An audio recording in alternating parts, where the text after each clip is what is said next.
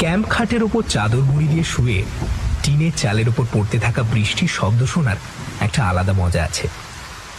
এই সময় যদি এক কাপ গরম চা পাওয়া যায় তাহলে ডাবল মজা। আমি যে ঘরে শুয়ে আছি তার চালা টিনের, কড়মড় ঝড়মড় শব্দে তাতে পড়ছে বৃষ্টির ফোঁটা। কিন্তু গরম চা পাওয়া এই মুহূর্তে সম্ভব না, কারণ চা বানাতে হলে উঠতে হবে আমাকেই, আর আমার উঠতে ভালো লাগছে না। 1 মাস হলো কলকাতায় মামা বাড়িতে উঠেছি, কিন্তু চাকরি বাকরির কোনো খোঁজ খবর নেই। বাড়ি প্রায় ফাঁকা। 3 তলা বিশাল অট্টালিকায় থাকবার মানুষ বলতে আমি আর আমার দিদিমা শান্তিবালা দেবী। নামটা ওই রকম হলে কি হবে, শান্তির লেশ মাত্র নেই জীবনে। সন্ধে থেকে ওর সাড়া শব্দ না পাওয়া গেলেও ওর চিৎকারে সকাল থেকে বাড়িতে কাক চিলে নো এন্ট্রি হয়ে যায়। আমার 3 মামা। 2 মামা কাজকর্মের সূত্রে বাইরে থাকেন। আরেক মামা বছর 10 আগে আত্মহত্যা করেছেন। মায়ের মুখে শুনেছিলাম তিনি নাকি বিরাট বিদ্বান ছিলেন, কিন্তু সারা জীবনে সেভাবে তিনি কিছুই করে উঠতে পারেননি। এখন এই বাড়ির সব ঘরই বন্ধ। আমার মাকে আমার দাদু প্রচুর সোনাদানা দিয়ে বিয়ে দেন। আগেকার দিনে বাবারা মেয়েদের বিয়েতে প্রচুর খরচ করতেন বলে বাড়ির ভাগটাক দিতেন না। আমার মায়ের ক্ষেত্রেও ঘটেছে একই ঘটনা। আমরা সারা জীবন কাটিয়েছি বর্ধমানে। বাবা ছিলেন রেলের স্টাফ। বিএ পাশ করে বর্ধমানে কোনো চাকরি জোটাতে না পেরে চলে এসেছি কলকাতা। যেহেতু মায়ের কোনো ঘর নেই এখানে, তাই আমার ঠাঁই হয়েছে বিদ্বান মেজো মামা স্টাডিতে। এটাকে স্টুডিও বলা চলে, কারণ হরেক রকম পুতুল, হাতে আঁকা ছবিতে ঘর ভর্তি। দীর্ঘদিন অব্যবহৃত থাকার কারণে ঘরটায় ধুলোবালি তো ভর্তি ছিলই, এছাড়া পায়রাও বাসা বেঁধেছিল। লোকজন লাগিয়ে সেসব পরিষ্কার করে বসবাসের যোগ্য করা হয়েছে ঘরটাকে। টিনের চালের জন্য হয়েছে মহা সমস্যা। সকালে যেমন গরম, রাতে তেমনই ভ্যাপসা ভাব। এই ঘরেই মামা সুইসাইড করেছিলেন কিনা জানি না। সারাদিন চাকরির জন্য দৌড়ঝাঁপ করতে যা পরিশ্রম হয়, রাতে আর আগ্রহ থাকে না ওসব জানার। খাবার খাই পাড়ার মোড়ের ভাতের হোটেল থেকে দুবেলা, আর চা জল খাবার বানানোর জন্য একটা জনতা স্টোভ কিনে নিয়েছি, তাতেই চলে যাচ্ছে বেশ। দিদিমার ব্যাপারে আমি নাক গলাই না। এত খিটখিটে মেজাজ তার যে নিজের ছেলেরাই তাকে সঙ্গে নেয়নি। তাও তাদের ছাদের তলায় থাকি বলে কথা, দিনে যাওয়া আসার পথে 1-2বার খোঁজ নি, ব্যাস এই অবধি। বৃষ্টি সম্ভবত মানুষকে অলস আর রহস্য সন্ধানী করে দেয়। তাই বৃষ্টির দিনে কেউ কেউ চাদর গায়ে দিয়ে খাটে শুয়ে রহস্য বা ভৌতিক গল্পের বই পড়তে খুবই পছন্দ করে। আমিও তার ব্যতিক্রম নই। কিন্তু সমস্যা হলো, এই ঘরে কোনো বই আমার চোখে পড়েনি। কিছু টিনের বাক্স অবশ্য দেখেছি। পরের ঘরে পরের জিনিস ধরতে বড্ড সংকোচ হয়, তাই ওতে কি আছে জানার ইচ্ছে হয়নি। তবে ওই যে বললাম, বৃষ্টি মানুষকে রহস্য সন্ধানী করে দেয়। আমাকেও করে দিয়েছে বোধহয়। টিনের বাক্সটা খুলে দেখবো ওতে কি আছে। আলস্য কাটিয়ে খাট থেকে নেমে চা বানালাম। বৃষ্টি থামবার নামগন্ধ নেই। আকাশটা ফুটো হয়ে গেছে বোধহয়। গুঁড়ো দুধ আর প্রচুর চিনি দিয়ে চা করেছি, যা খেতে হয়েছে অমৃত সমান। চা খেতে খেতে একটা বিড়ি ধরিয়ে বদ ইচ্ছাটা মাথা চাড়া দিয়ে উঠল। মেজো মামার টিনের বাক্সে কি আছে দেখার আগ্রহে 2-1 পা করে এগিয়ে গেলাম বাক্সটার দিকে। বাক্সটাতে আদ্যিকালের একটা তালা ঝুলছে। এক টান দিতেই ক্যাচ শব্দ করে তালাটা খুলে গেল। জিনিসপত্রে ড্যাম্প লাগার একটা ভ্যাপসা গন্ধ থাকলেও অক্ষত আছে সবই। মডার্ন আর্টের ওপর 2-1টা বই, ইউরোপের শিল্প নিয়ে একটা বই, কিছু তেল রঙের কৌটো, 1 সেট তুলি, একটা ডায়েরি, এছাড়া আর কিছুই নেই বাক্সটায়। আমি খুঁজতে গেছিলাম রহস্য। আমি পাতি আর্টসের ছাত্র। মডার্ন আর্ট বা ইউরোপিয়ান আর্ট যে আমাকে আকৃষ্ট করবে না সেটাই স্বাভাবিক। অবশেষে মনে হলো ডায়েরিটাই খুলে বসি। মুক্ত ঝরানো হাতের লেখায় মামার ডায়েরির প্রথম লাইনটাই আমার খিদে বাড়ানোর জন্য যথেষ্ট ছিল। আমি রহস্যের গন্ধ পেলাম। লেখা আছে, ভূত পিশাচ এসব আমি কিছুই মানি না, তাহলে আমার সঙ্গে যা ঘটছে তার ব্যাখ্যা কি? বিড়ির শেষ অংশটা ছাইদানে গুঁজে পড়তে শুরু করলাম মামার ডায়েরি। ডায়েরির লেখাটা একটু গল্পের ছলেই বলবো এবার। ডায়েরিটার চেহারা দেখে মনে হচ্ছে এটা 10-12 বছরের বেশি পুরনো না, যদিও সাল লেখা আছে ছাপার অক্ষরে 2001। ডায়েরিটা 16 বছর আগেকার হলেও লেখা হয়েছে 2005-6 সালে। লেখালেখির কোনো তারিখ দেওয়া নেই। ট্রাঙ্কের ভেতরে আটকে থেকে ডায়েরির মধ্যে এসেছে একটা লালচে ভাব। লেখা হয়েছে গল্পের ছলে, মানে ডায়েরি মানুষ যেভাবে লেখে সেভাবে লেখা নয়। যাক, আজে বাজে না বকে ডায়েরির লেখায় মন দিই। মামা লিখছেন, সকালবেলা ঘুম ভাঙল কোকিলের ডাকে। বসন্ত মনে হচ্ছে এসে পড়েছে। বেশ কয়েকদিন ধরে মনটাও বেশ খুশি খুশি আছে। খুশি থাকার কোনো কারণ নেই, তবুও খুশি। সকাল থেকে এই ভাবটা থাকে। বিকেল হলে আর থাকে না, তখন ভয় ভয় করে। স্টাডিতে ঢুকতে ইচ্ছে করে না। সে সারাক্ষণ বিরক্ত করে আমাকে। মানুষ হিসেবে আমি চূড়ান্ত অসফল। এই ভাবটা একমাত্র তার কাছে গেলেই আমি ভুলে যাই। তবুও তাকে কেন ভয় পাই সেটা বুঝতে পারি না। আমি ছাড়া তাকে কেউ দেখতে পায় না, এটাই ভয়ের প্রধান কারণ হতে পারে। আমি অবশ্যই নিজেই এর জন্য দায়ী। আমার আর্ট কলেজের জীবন শেষ হওয়ার পর থেকে তো আমি কিছুই করতে পারিনি। আমার এখনকার পরিস্থিতি কাউকেই বলতে পারি না। লোকে এসব শুনলে ভাববে আমি নির্ঘাত পাগল। 1 বছর আগে আমার বিদেশ যাত্রায় আমার জীবনে ডেকে এনেছে এই অভিশাপকে। মধ্যযুগের বর্বরতার উপর কাজ করে হঠাৎ খ্যাতির চরমে পৌঁছনোর বাসনায় আমাকে এই অন্ধকারের জগতে টেনে আনলো। আমার হতাশা এর পেছনে প্রধান কারণ। হতাশ মানুষ ভুল করে বেশি। আমিও হতাশার মধ্যেই ইটালিয়ান আর্টের মোহে পড়ে বানিয়ে ফেললাম তাকে। আমি যখন তার নির্মাণ কাজ শেষ করি, আমি আমার তৈরি মূর্তিটাকে ভেবেছিলাম তিনি বোধহয় কোনো দেবীই হবেন। কিন্তু ভুল ভাঙা শুরু হলো 2 দিন পর থেকে, যখন চোখে পড়ল আমার স্টাডিতে মশা, মাছি, আরশোলা, টিকটিকি, এমনকি ইঁদুরের বংশ শেষ হয়ে যাচ্ছে। ঘরটার আবহাওয়ার হঠাৎ পরিবর্তনও একটা অস্বাভাবিক ব্যাপার। শীত চলে গিয়ে বসন্ত চলে এলেও আমার স্টাডিতে রাতের বেলা বিরাজ করে নরকের শীতলতা। যদিও নরক ঠান্ডা কিনা আমি জানি না, তবে ইঁদুর মরা গন্ধ আর প্রত্যেক দিন সকালে ছিন্ন ভিন্ন ইঁদুরের দেহ আমাকে বেশ চিন্তায় ফেলল। আমি রাতে স্টাডিতে শোয়া শুরু করলাম। পোকামাকড়ের এরকম আকস্মিক মৃত্যুর কারণ আমাকে জানতে হবে। অসম্মান আর অর্থাভাব আমার অনুভূতিগুলোকে ভোঁতা করে দিয়েছিল। রাগ, ভয়, লজ্জা, ঘেন্না, আকাঙ্ক্ষা সবই নষ্ট হয়ে গেছে আমার। তাকে দেখে আমার যেমন ভয় পাওয়ার কথা তা পেলাম না বোধহয়। এক পূর্ণিমার রাতে ঘর ভর্তি জ্যোৎস্নায় তাকে আমি দেখলাম। তার সাপদের মতো 2 চোখ জ্বলছে। মুখ থেকে বেরিয়ে আসছে একটা হিংস্র গোঙানি। সাদা ধবধবে গায়ের রং, কালো পোশাক পরা, হাতের নখ ঈগলের মতো ধারালো। ঠোঁটের কষে শুকিয়ে গেছে লেগে থাকা রক্ত। সারা ঘরময় সে দ্রুত ঘুরে বেড়াচ্ছে। তার শিকার সে খুঁজে বেড়াচ্ছে। খানিক বাদে ঘরের কোণ থেকে ভেসে আসা ঝিঁঝি পোকার শব্দ আর শুনতে পেলাম না। সে তার শিকার পেয়ে গেছে। আর দেখতে পেলাম না তাকে। পরদিন ভাবার চেষ্টা করলাম তাকে আমি পেলাম কি করে। কোন মাহেন্দ্রক্ষণে আমার মাথায় এলো এমন একটা মূর্তি তৈরি করার ইচ্ছে। উত্তর আসতে লাগলো নিজে থেকেই।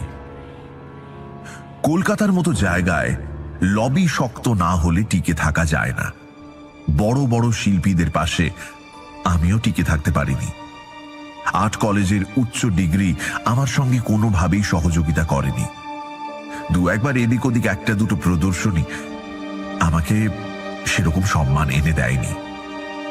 সারা বছরে হয়তো একটা মডেল বা ছবি বিক্রি করেছি, যাতে ভাত জোটার কথা না।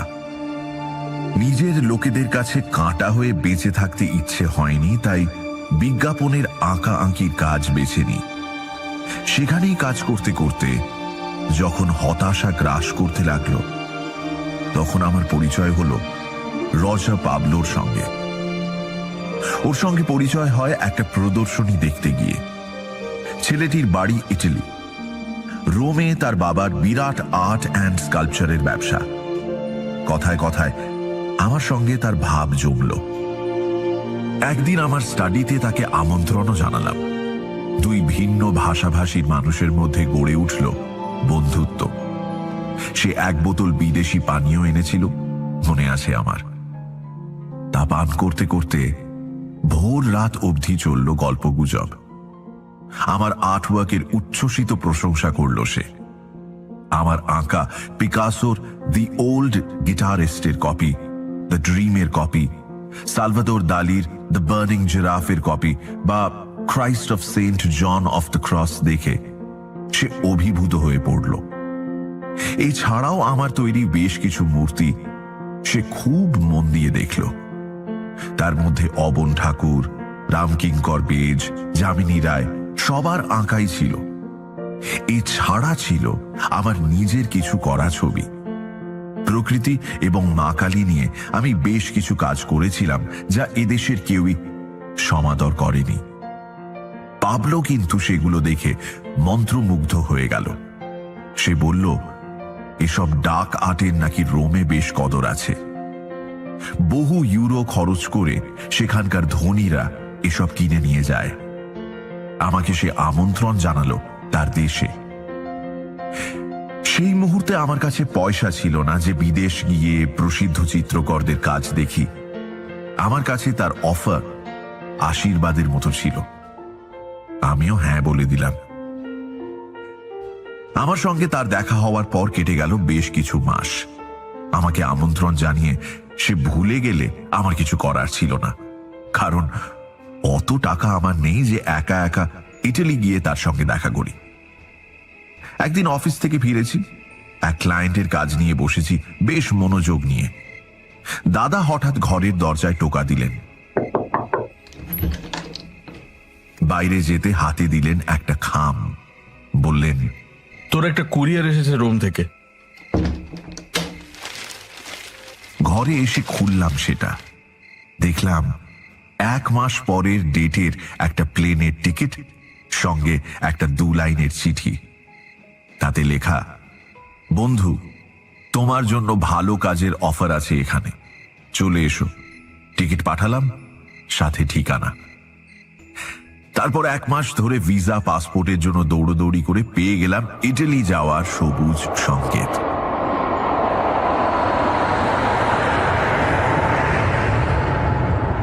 কাচের মতো শহর হলো রোম। শিল্প, স্থাপত্য, ভাস্কর্যের নমুনা চারিদিকে ছড়িয়ে ছিটিয়ে আছে। পাবলো পরিবারের থেকে দারুণ খাতির আর অভ্যর্থনা পেলাম। 2 দিন স্রেফ ঘুরে বেড়িয়ে কাটলো আমার।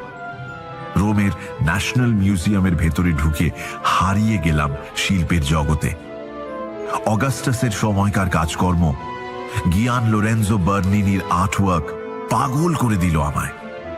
কিন্তু এত আনন্দের মধ্যে আমি ধরতে পারিনি আমার সুখের দিন শেষ হয়ে আসছে। পরদিন আমি দেখা করলাম রজারের বাবা পাউলিনির সঙ্গে। দেখা করালো রজারই। উনি আমাকে একটা অফার দিলেন। 1600 এবং 17 শতকে ইটালিতে ডাক আর্টের খুব প্রচলন বাড়ে। বেশ কিছু আর্টিস্ট এই সময় তাদের কীর্তির দ্বারা অমর হয়ে যান। আমাকে তাদের ওই কাজগুলোর কপি বা ডামি তৈরি করতে হবে। প্রত্যেক ছবি পিছু আমি পাবো 2000 ইউরো। অফার খারাপ না, কাজেই আমিও রাজি হয়ে গেলাম। আমার কাছে এই সময় এসে পৌঁছলো এক অসাধারণ ছবি। স্রষ্টার নাম সালভাটর রোসা, ছবির নাম উইচেস অ্যাট দ্য ইনক্যান্টেশন, আর অন্য ছবিটা ছিল দ্য উইচ। প্রথম ছবিটার নামটাই বেশ ভয়াবহ, প্রেতিনীদের জাদু মন্ত্রোচ্চারণ। ছবিটা দেখলেও গায়ে বেশ শিরশিরানি লাগে। গাছ থেকে ঝুলছে প্রেতের লাশ, চারদিকে প্রেত পিশাচরা এক প্রেতিনীকে ঘিরে তাদের নরক অনুষ্ঠান সমাধা করছে। 2-3 দিন সময় নিয়ে ছবিটার কপি এঁকে ফেললাম। হাতে কড়কড়ে 2000 ইউরো এসে পড়ায় মন বেশ ঝরঝরে লাগলো। বারবার মনে হতে লাগলো রোম শহরে থাকতে পারলে আমার কাজের সম্মান বাড়বে। যার অমর সৃষ্টি আমায় এখানে অর্থের মালিক বানালো, তার সম্পর্কে জানার একটা আগ্রহ হলো। একটা ক্যাব ভাড়া করে সারা দিন ঘুরলাম। Sistine Chapel, Vatican Museum, Piazza Navona, Saint Peter's Basilica, গ্ল্যাডিয়েটরদের যুদ্ধভূমি কলোসিয়াম। রজার জোগাড় করে দিল ডার্ক আর্টের স্রষ্টাদের উপর একটা বই। আতিপাতি করে খুঁজে বার করলাম সালভাটর রোসাকে। পড়তে শুরু করলাম তার সংক্ষিপ্ত জীবনী।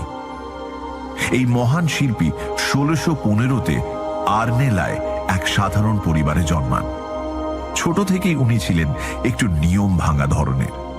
তার বাবা চেয়েছিলেন তাকে উকিল বা পুরোহিত বানাতে, কিন্তু তাকে টানে শিল্প সাহিত্য। মাত্র 17 বছর বয়সে বাবাকে হারানোর পর 5 ভাই বোনের সংসার নিয়ে মা পড়ে যান মহাবিপদে। সংসার তার উপর নির্ভর করতে শুরু করে। এত প্রতিকূলতার মধ্যেও তার শিল্পকর্ম থামেনি তার নাটক লেখা। 1634-35 শুরু হয় তার একটু ভিন্ন ধারার ছবি আঁকা। এই সময় তার হাত থেকে বেরোতে থাকে এক একটি masterpiece. Romantic landscape, witch series, Democritus, monks fishing, allegory of fortune, এসবই তাকে পৌঁছে দিল খ্যাতির শিখরে। ওর প্রতি আমার আকর্ষণের প্রধান কারণ ওর ডার্ক আর্ট। সে বিষয়ের ইন্সপিরেশন কি ছিল তা তার সংক্ষিপ্ত জীবনীতে পাওয়া গেল না। সারা ইটালি জুড়ে, বিশেষত রোম, নেপলস, এইসব জায়গায় কোন বিখ্যাত ব্যক্তির সহযোগিতা তিনি করেছেন, কোন পর্যায়ে কোন নাটক লিখেছেন, এই সবই প্রাধান্য পেয়েছে সেখানে। তার মৃত্যুটা কিন্তু আমার কাছে একটু রহস্যজনক লাগলো। 1673 নাগাদ মার্চ মাসে ওর মৃত্যু হয়। এর 1 বছর আগে থেকে উনি ভুগছিলেন ভয়ঙ্কর চর্মরোগে, যাকে আমরা ইডিমা বলি। হাত পা ফুলে ঢোল অবস্থা হয় এই রোগে। ওর কাজকর্ম আমাকে এতটাই প্রভাবিত করলো যে মনে মনে ঠিক করলাম আমি এবার থেকে কপি ওয়ার্কের বাইরে যা করব সবই হবে ডার্ক আর্ট। মন দিলাম দ্বিতীয় আঁকাটার দিকে। উইচ সিরিজের দ্বিতীয় ছবিটাও বেশ ভয়াবহই ছিল।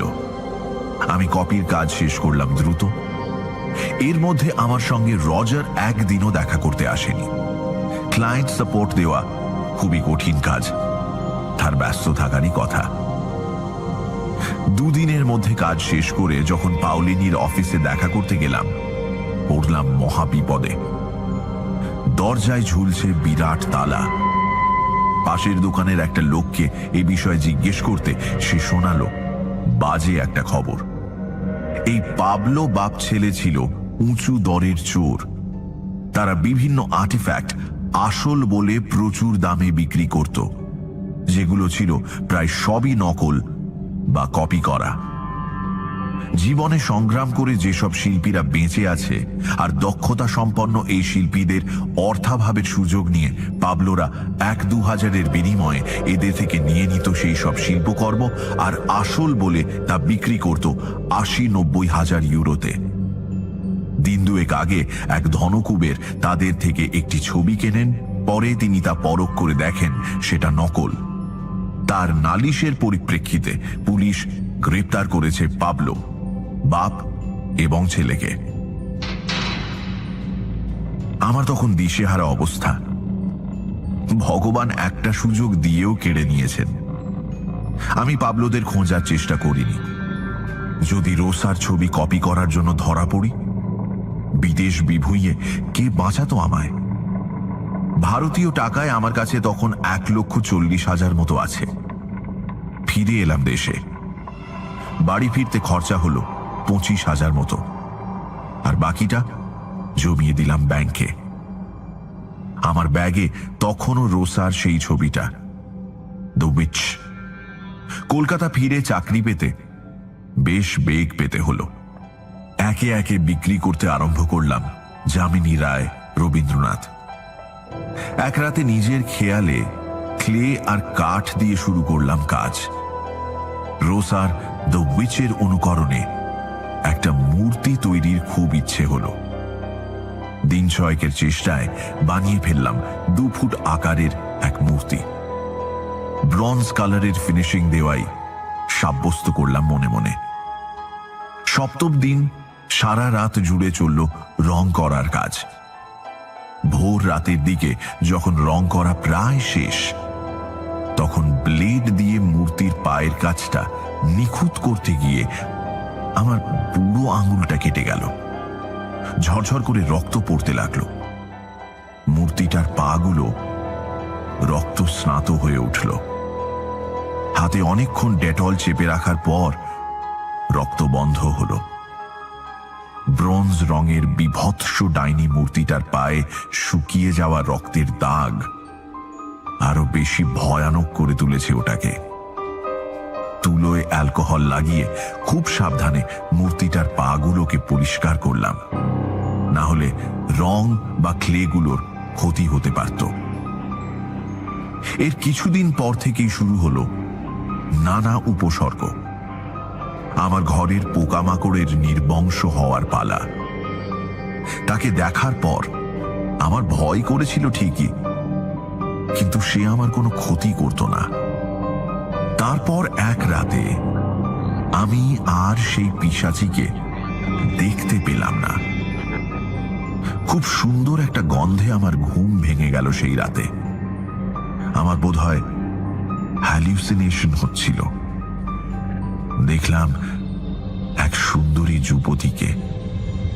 সে জানলার গড়ার ধরে দাঁড়িয়েছিল। তার গায়ে একটা সুতো ছিল না। অসাধারণ সুন্দর তার শরীরের প্রত্যেকটা বাঁক। তাকে পাওয়ার দারুণ কামনা হলো। সে একটাও কথা না বলে আমার পাশে এসে শুয়ে পড়ল। বুঝলাম না সে আমার মনের কথা কিভাবে বুঝেছিল। এক নৈসর্গিক আনন্দে আমার সারা রাত কাটল। দেহ সুখ কাকে বলে সে বুঝিয়ে দিল আমায়।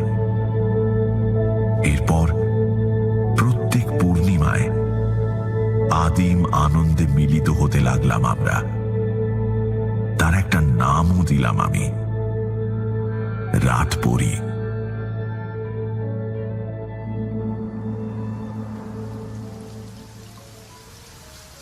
এরপর পাতার পর পাতা মেজমামা লিখে গেছেন তার সঙ্গে ওই মূর্তির মিলনের কথা, মেজমামার কাজকর্মের উন্নতির কথা।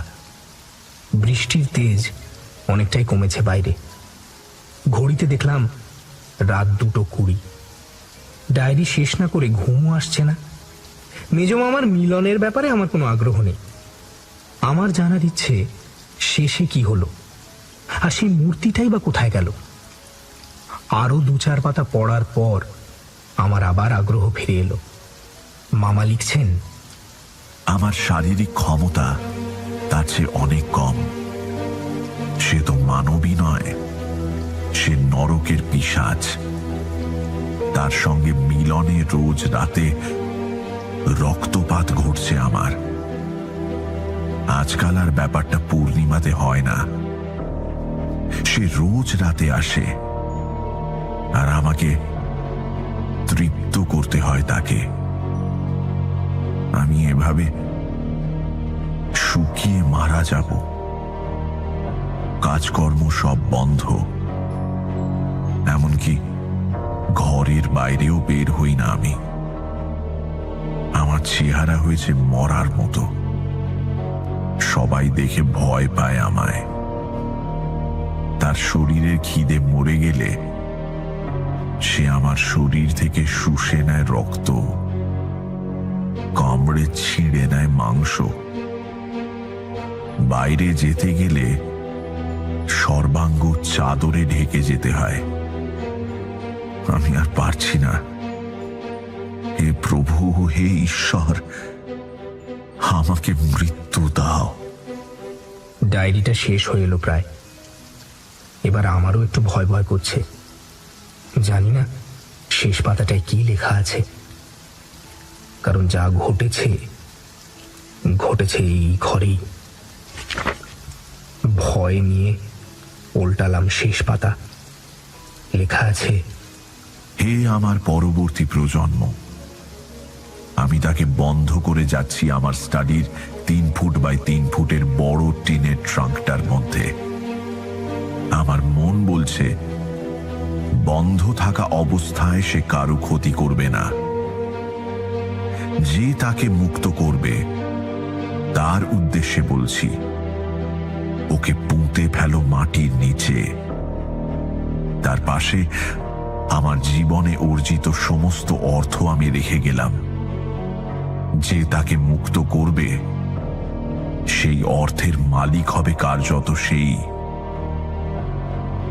আজ অমাবস্যা, আজ আমার মৃত্যুদিন।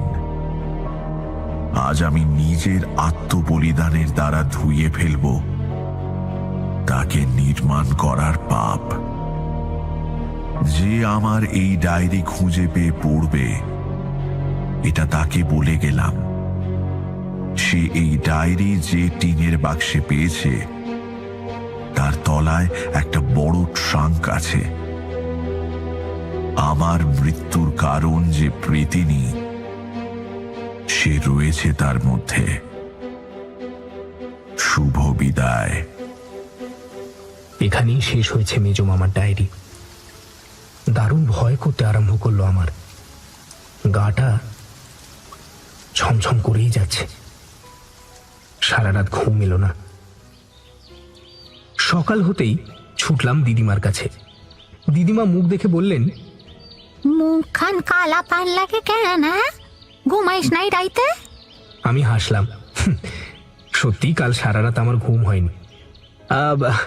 আমার কিছু প্রশ্ন আছে দিদা। মেলা কাম পইরা আছে, পেঁচাল পারিস না। বলছি, মেজো মামা মারা গিয়েছিল কিভাবে? দিদিমা চোখ সরু করে কিছুক্ষণ দেখলেন আমার দিকে। কোনো উত্তর নেই। মনে হচ্ছে তাকে বিরাট ঝামেলায় ফেলেছি। কাপড়ের খুঁট দিয়ে চোখের জল মুছলেন দিদিমা। তারপর বলতে শুরু করলেন, দেখ, বিড়ালি মায়ে জনম দেয় এক গাদা বাচ্চা, তয়ে বড় হইয়া মায়েরে সাইরা পলায় সব কটাই। তোর দাদায় মরণে এদের ভরসায় ফেলা গেল আমারে, পলায় গেল সব কটাই। একমাত্র স্বপনটাই যা আমায় দেখতো, সেইডারেও ভূতে পেল। ভূতে পেল মানে? কি কহ? ভূতে না পাইলে গরমে লোকে ল্যাংডা হইতে পারলে বাঁশে, আর সে গায়ে দিত চাদর। রাত বিরেতে বেবাক শেষাইয়া উঠত। শেষ একদিন নিজের গলাটাই কাটতে ফেলাইলো। হ্যাঁ, গলা কেটে ফেললো? হ্যাঁ, ফেলাইলাই তো। শ্রাবণ মাসের এক রাইতে আমার কাছে আইসা কয়, মা খেতে দাও। আমি কইলাম, বাপরে আমার, সুমতি হইল যে বড়। উত্তরে দেখি হে মিটমিটাইয়া হাসি। রাঁধছিলাম লাউ ঘন্ট আর বাসমতি চালের ভাত। ই আনন্দ কইরা খাইল শ্রবণটা। রাতে গিয়া দৌড় দিল। পরদিন সন্ধ্যা সহিলা যায়। দরজা খোলে না দেখা ডাক পারলাম সামনের বাড়ির পিসুরে। সে আইসা দরজা ভাঙা দেখে সারা ঘরে রক্ত বাইসা যায়। পরান্ডা বার হইয়া গেছে রাইতে, রক্ত শুকাইয়া গেছে গো। তোমার কি মনে হয় দিদা, সে কি আত্মহত্যা করেছিল? লোকে তো তাই কয়। আমার আমার বিশ্বাস নাই। ওরে ওরে প্রেতেই মারছে। তাই যদি তোমার মনে হয়, একা থাকতে ভয় করে না এ বাড়িতে? আমার সে বড় পেরেত কেউ নাই রে। আমার তো সমের জন্য বৈশা থাকা। আমার ভয় ডর সব লোক পাইছে। দিদিমাকে সান্ত্বনা দিয়ে বেরিয়ে এলাম ঘর থেকে। আমার পরবর্তী পরিকল্পনা ট্রাঙ্কের ডালাটা খোলা। ট্রাঙ্কের ডালা খোলার প্রধান উদ্দেশ্য সেই ভয়ঙ্কর মূর্তিটা চাক্ষুষ করা। আর তার চেয়েও যেটা গুরুত্বপূর্ণ তা হলো মামার গচ্ছিত সম্পত্তির পরিমাণ চাক্ষুষ করা। মামা বলে গেছেন যে যে তার মূর্তিকে উদ্ধার করবে তার জন্যই তিনি রেখে যাচ্ছেন তার সমস্ত ধন সম্পদ। বাজারে চাকরি বাকরির যে অবস্থা, মামার টাকা পেলে নিদেন পক্ষে একটা ব্যবসা তো শুরু করা যাবে। ঠিক করলাম ট্রাঙ্কটা খুলবো রাত্রির বেলায়। রাস্তার মোড়ের ভাতের হোটেল থেকে খাওয়া দাওয়া সেরে ঢুকলাম রাত 9:30। দিদিমার ঘরে উঁকি দিয়ে দেখলাম তার মধ্যে যামিনী ঘুমিয়ে কাদা। পা টিপে টিপে আমার ঘরে ঢুকলাম। বুকের মধ্যে কেমন একটা দুম দুম শব্দ হচ্ছে। নিজেকে মনে হচ্ছে ইন্ডিয়ানা জোন্স। বিরাট কোনো মহাজাগতিক রহস্য সন্ধানে বের হয়েছি। ভয় পেতে পেতে একটা বিন্দুতে মানুষ পৌঁছায় যখন ভয় বলে আর কিছু থাকে না, তখন সে ভীতি শূন্যে অবস্থান করে। আমিও একসময় পৌঁছে গেলাম এই ভীতি শূন্য অবস্থানে। আমাদের পাড়ার ভ্যাবলাদা তালা ভাঙার একটা দারুণ কৌশল জানত। লোহার ছোট্ট রডের চাড় মেরে সে ভেঙে ফেলতে পারত পৃথিবীর যে কোনো শক্তিশালী তালা। আমাদের চোখের সামনে সে একবার ভেঙেছিল ফুটবল মাঠের তালা। আমিও ছোট টিনের বাক্সটা নামালাম, তারপর একটা ছোট্ট 1 ফুটের রড দিয়ে বড় ট্রাঙ্কের হুকে ঝোলানো আদ্যিকালের জং ধরা তালাটায় দিলাম একটা চাপ। খুলল না। মাথাটা গেজিয়ে গেল আমার। 5 মিনিট ধরে বসে বসে একটা বিড়ি ধরিয়ে মনে করার চেষ্টা করলাম ভ্যাবলাদার তালা খোলার কৌশল। মনে পড়ল ভ্যাবলাদার চাপটা মারত তালাটার উল্টো দিকে। কাজ হলো এতে। একটা শব্দ করে খুলে গেল তালা। ডালাটা খুললাম খুব সাবধানে। ডালা খুলতেই একটা পচা পুরনো সোঁদা সোঁদা গন্ধে নাক জ্বলে উঠল। পেটের প্রত্যেকটা কোষ গুলিয়ে উঠল আমার। একটা চামড়ার বাক্সের ওপর লাল রঙের কাপড়ে মুড়িয়ে রাখা আছে কিছু একটা। চারিদিকে ন্যাপথলিন ছড়ানো ছিল বোধহয়, তার গন্ধ পাওয়া যাচ্ছে। 2-1টা রসুনের কোয়া চোখে পড়ল, সেগুলো শুকিয়ে গেছে। লাল কাপড় জড়ানো মূর্তিটা খুব সাবধানে বের করে আনলাম। নিচে রাখা চামড়ার বাক্সটাও বার করলাম। আস্তে আস্তে কাপড় সরিয়ে দিলাম মূর্তিটার উপর থেকে।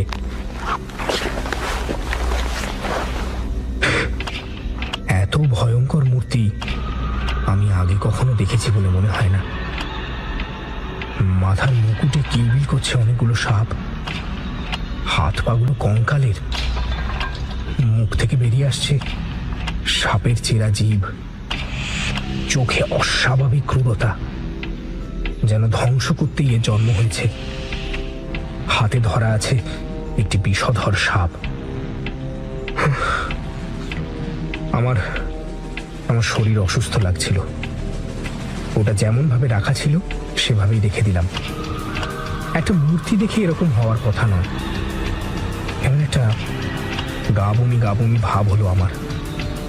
ভয়টা আবার মাথা চাড়া দিয়ে উঠল। মনে পড়ে গেল নিজ মামার ভয়ানক পরিণতির কথা। কিন্তু বাক্সটা খুলে আমায় যে একবার দেখতেই হবে ভেতরে কি আছে। বাক্সে জং ধরে গেছে, খুলতে বহু কসরত করতে হলো।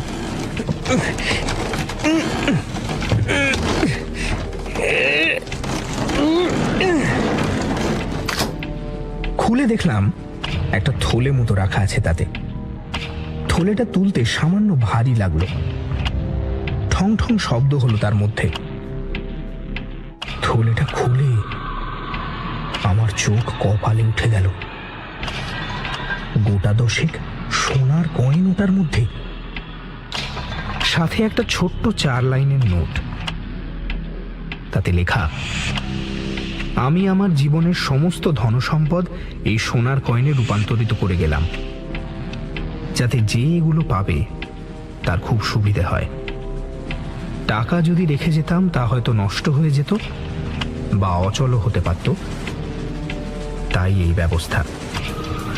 মূর্তিটা বানানোর পর কোনো এক দৈব বলে আমি আমার ছবি বিক্রি করে অনেক টাকা পয়সা পাই, তাই রেখে গেলাম। স্বপন রায়চৌধুরী।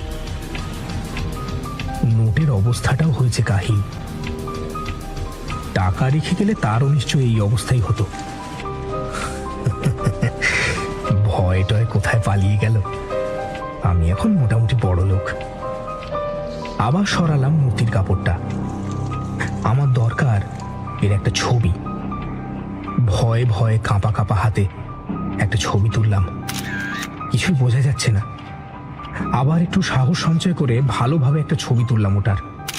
উদ্দেশ্য বর্ধমান কলেজে আমাদের ইতিহাসের অধ্যাপককে একবার ওটা দেখানো, যদি উনি কোনো তথ্য এর সম্পর্কে দিতে পারেন। আবার কাপড় চাপা দিয়ে মূর্তিটা যথাস্থানে চালান করে দিলাম। চামড়ার ব্যাগটাও রেখে দিলাম। সমস্যা হলো ট্রাঙ্কটার তালা ভেঙে গেছে। সেটা মেরামত করা এত তাড়াতাড়ি সম্ভব হবে না। থলেটা মাথার কাছে নিয়ে শুয়ে পড়লাম। সারা রাত দু চোখের পাতা এক করতে পারলাম না। কি যেন একটা অস্বস্তি বোধ হতে লাগলো। মনে হচ্ছিল ঘরে যেন কি হেঁটে বেড়াচ্ছে। এটা আমার ভয় হতে পারে। আমার মনে হচ্ছে সেই পিশাচিকে আমি মুক্ত করার জন্য সে আবার প্রাণ ফিরে পেয়েছে, সেই হেঁটে বেড়াচ্ছে। আমার দুর্বল মস্তিষ্ক এসব ভীতি তৈরি করছে যার কোনো মানেই নেই। ভোর রাতে আমি ঘুমিয়ে পড়লাম। পকেটে 3টে কয়েন নিয়ে দিদিমাকে জানিয়ে আমি চলে এসেছি বর্ধমান। সোনার দোকান 3টে কয়েনের দাম 2 লাখ দেবে বলল। মোট সবকটা বেচতে পারলে আমি মোটামুটি 8-9 লাখের মালিক হচ্ছি নিঃসন্দেহে। মনটা খুব খুশি খুশি আছে। এখন বসে আছি কলেজের ভিজিটার্স রুমে। অধ্যাপক নিহার সেনের জন্য অপেক্ষা করছি। উনি ইতিহাসের কার্যকারী বিভাগ প্রধান। বেয়ারা এর মধ্যে 1 ভাঁড় চা দিয়ে চলে গেছে, বলে গেছে অপেক্ষা করতে হবে। স্যার ক্লাস নিচ্ছেন, তাই বসে আছি। অবশেষে ক্লাস শেষ হওয়ার বেল পড়ল। একটু নড়ে চড়ে বসলাম। এক্ষুনি হয়তো চলে আসবেন প্রফেসর নিহার সেন। ঘন্টা পড়ার মিনিট 7-এর মধ্যে উনি ভিজিটার্স রুমে ঢুকলেন। আমাকে দেখে হাসলেন, মনে হয় চিনতে পেরেছেন। আমার সামনের চেয়ারে বসতে বসতে উনি বললেন, এক্স স্টুডেন্ট মনে হচ্ছে। ঠিকই চিনেছেন স্যার। তা বলো, কি ব্যাপারে দেখা করতে এসেছো? স্যার, আমার মেজ মামা ছিলেন শিল্পী। উনি একটা মূর্তি বানান এবং এটা বানাবার পরই উনি প্রায় পাগল হয়ে যান। আমি একটা ছবি তুলে এনেছি মূর্তিটার। আপনি একটু দেখে বলতে পারবেন কিসের মূর্তি? অবশ্যই। স্যার, মামা 1600 শতকে ডার্ক আর্ট নিয়ে কাজ করতে চেয়েছিলেন এবং একবার রোমেও গেছিলেন। স্যারের মুখ দেখে মনে হলো উনি বেশ ইন্টারেস্ট পেয়েছেন। আমি আমার মোবাইল ক্যামেরায় তোলা ছবিটা দেখালাম ওকে। হাতে নিয়ে অনেকক্ষণ ধরে তিনি দেখলেন ছবিটা। তারপর আমার দিকে তাকালেন। মুখটা ফাঁক হলো কথা বলার জন্য, আবার বন্ধ হয়ে গেল। তোমার নামটা যেন কি? স্যার, বিক্রম। হ্যাঁ হ্যাঁ, বিক্রম। শোনো বিক্রম, তুমি যে ছবিটা আমাকে দেখাচ্ছ, ইনি হলেন ইউরোপের বহুল চর্চিত এক অপদেবী। নাম অ্যাবিজু, বা একে অ্যাবিজিও বলা যায়।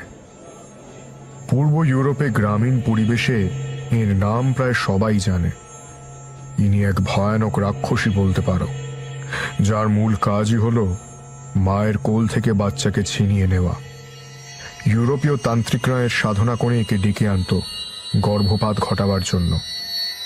মানুষের বিকৃত কামনা বাসনা, ভয়াবহ যৌন সম্ভোগকে নিয়ন্ত্রণ করেন ইনি। পৃথিবীর নানা দেশে এর চর্চা করা হতো। টেস্টামেন্ট অফ সলমনের উল্লেখ মেলে। প্রচন্ড হিংসার দেশ থাকে এর মধ্যে। এর পাশাপাশি থাকা মানে স্বয়ং মৃত্যুর সঙ্গে ঘর করা। রক্ত আর মদের দ্বারা অভিষেক করে একে জাগানো হতো। বাইজেন্টাইন কালচারেও এর কথা পাওয়া যায়। তারা এর নাম দিয়েছিল গায়েলৌ। তুমি যদি একটু খোঁজাখুঁজি করো, ন্যাশনাল লাইব্রেরিতে অ্যাবেজুর রেফারেন্স পেতে পারো। এ বার্বের অ্যামিউলেট নিয়ে একটা লেখায় এর উল্লেখ আছে। নিহারবাবু থামলেন। আমি মনে মনে ভাবছি, উনি যা বললেন তারপর আর কোনো খোঁজ খবর নেওয়ার দরকার আমি মনে করছি না। এরপর আমার কাজই হলো মূর্তিটাকে মাটিতে পুঁতে ফেলা। আমি হেসে নমস্কার জানিয়ে বেরিয়ে এলাম কলেজ থেকে। সারাদিন ঘোরাঘুরি করে বিক্রি করলাম 3টে সোনার কয়েন। শেষমেশ দাম পেলাম 2.5 লাখ। বাকিগুলোকে সংরক্ষণ করেছিলাম মামার বাড়ির ওই ঘরের আলমারির লকারে। সারাদিন ঘোরাঘুরির জন্য শরীর ছিল ক্লান্ত। কোনো মতে 2টো রুটি খেয়ে শুয়ে পড়লাম বিছানায়। শুতে শুতেই বেশ ঝোড়ো হাওয়া শুরু হলো। শরীরের ক্লান্তিতে জানলাটা অবধি বন্ধ করতে ইচ্ছে হলো না। শুয়ে শুয়ে দেখতে লাগলাম ঘরের জিনিসপত্রের ওলট পালট। মা এসে জানলার কপাট বন্ধ করে আমাকে কিছু বলার আগেই আমি ঘুমিয়ে কাঁদা। একটা বাজে স্বপ্ন দেখলাম ঘুমের মধ্যে। এক অপরূপা সুন্দরী মেয়ে টেনে টেনে আমার জামা কাপড় খুলে নিচ্ছে। তাকে দেখে আমার কাম জাগার কথা, কিন্তু ভীষণ ভয় করছে আমার।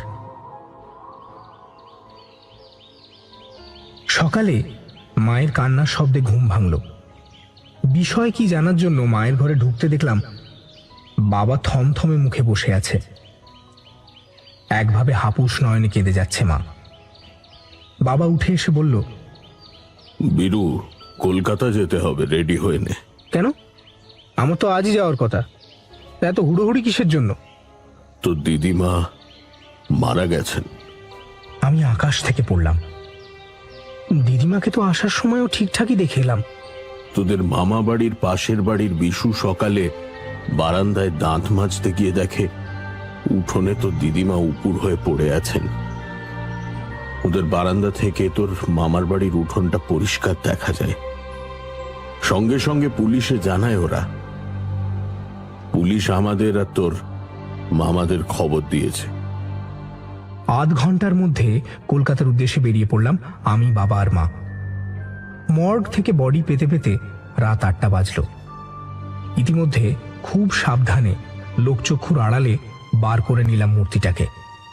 একটা খবরের কাগজে মুড়িয়ে তারপর সেটা ঢুকিয়ে নিলাম একটা বড় প্লাস্টিকের ব্যাগে। মনে মনে ঠিক করলাম মাটিতে পোতার সময় আমার কাছে নেই, বরং গঙ্গায় ভাসিয়ে দেওয়া অনেক সোজা। আমার হঠাৎ মনে হলো তাকে আমি মুক্ত করে ফেলেছি। দিদিমার এই অকস্মাৎ মৃত্যুর জন্য সে দায়ী নয় তো?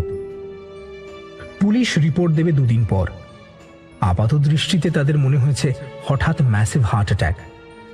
যাই হোক, পুলিশ করবে পুলিশের কাজ, আমি করব আমার। এই মূর্তিটাকে আর কারোর মৃত্যুর কারণ হতে দেওয়া যাবে না। আমরা যখন বডি নিয়ে নিমতলা ঘাটে পৌঁছলাম তখন রাত 11টা। সবার ব্যস্ততার সুযোগ নিয়ে আমি গঙ্গায় ভাসিয়ে দিলাম মূর্তিটা। যাক, বাঁচা গেল। কাঠ আর ক্লের মূর্তি বলে অনেকক্ষণ ভেসে ভেসে যেতে দেখলাম ওটাকে। অন্য কিছু দিয়ে তৈরি হলে ডুবে যেত অনেক আগেই। কাজ মিটতে মিটতে রাত 2টো বাজল। বাবা ওই রাতে বর্ধমান ফিরে যেতে পারল না। ছোট মামা ওর ঘরের চাবিটা মাকে দিলেন। বড় মামা, মা, বাবা আর আমি ফিরে এলাম এ বাড়িতে। ছোট মামা থাকেন দক্ষিণ কলকাতায় তার শ্বশুর বাড়িতে, তিনি চলে গেলেন। বড় মামা কর্মসূত্রে থাকেন দুর্গাপুর। আমরা এসে হাত পা ধুয়ে যে যার ঘরে শুতে যাওয়ার জন্য তৈরি হলাম। মা আমাকে অনেকবার তাদের সাথে শুতে বলল, কিন্তু ওই টিনের চালের ঘরটা আমার অভ্যেস হয়ে গেছে। সিঁড়ি দিয়ে গুনগুন করে গান গাইতে গাইতে উঠলাম। আর ভয় নেই, তাকে আমি ভাসিয়ে দিয়েছি, আর চিন্তারও কোনো কারণ নেই। নিশ্চিন্তে দরজার শিকলটা খুললাম। ঘরের মধ্যে সুন্দর চাঁদের আলো পড়েছে। ঘরে ঢুকে দরজা বন্ধ করে পেছন ফিরতেই ভয়ে আমার হৃদযন্ত্র বিকল হয়ে গেল। ও কি এক অপরূপা সুন্দরী মেয়ে দাঁড়িয়ে আছে জানলার পাশে, আর আমার খাটের ওপর ওই মূর্তিটা শোয়ানো। না, এ হতে পারে না, এ হতে পারে না। হে ঈশ্বর, মামা বলেছিলেন ওটা মাটিতে